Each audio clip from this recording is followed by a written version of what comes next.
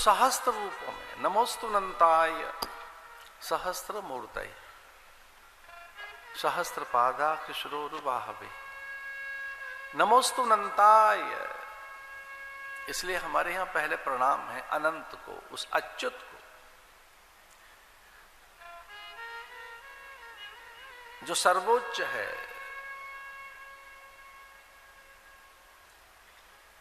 इसलिए हमारा लक्ष्य भी एक यही है कि वो हमको अनुभूत हो सके।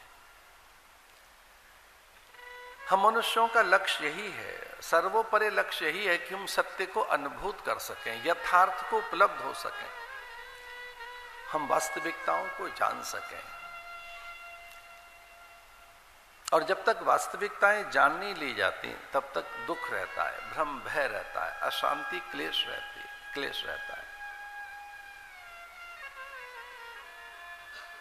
नाना प्रकार के दुख तभी तक हैं जब तक हम सत्य को उपलब्ध नहीं हो जाते।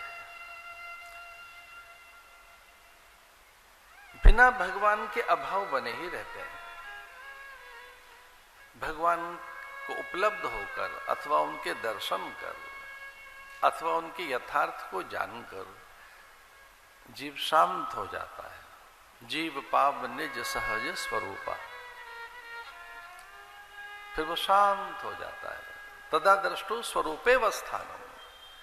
महर्षि पतंजलि कहते हैं कि फिर दृष्टा शांत हो जाता है।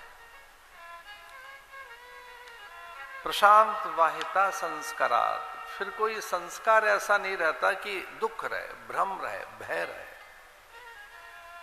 फिर वो कोई उद्वेग नहीं रहता, किसी प्रकार की पीड़ा नहीं रहती, दुख नहीं रहता।